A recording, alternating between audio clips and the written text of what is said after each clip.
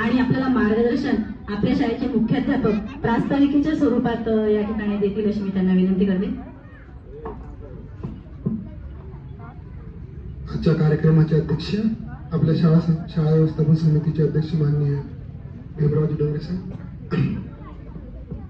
आपल्या महानगरपालिकेचे शिक्षण विभागाची धुरा सांभाळणारे आणि शिक्षण विभागाची धुरा सांभाळताना अनेक 4-5 डिपार्टमेंटचं काम त्यांच्याकडे आहे आणि त्या सर्व 4-5 डिपार्टमेंटचं काम सांभाळून आपल्या डिपार्टमेंटच्या कामाकडे विशेष लक्ष देऊन काम करणारे आपले आदरणीय प्रशासन अधिकारी माननीय डोंगरे साहेब वेळात वेळ काढून आपले इथे हजर झालेत.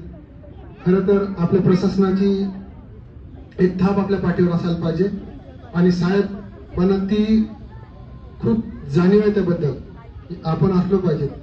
कारण हे आम्ही सर्व या साहेब म्हणजे सरदार आणि आम्ही त्यांचे सैनिक.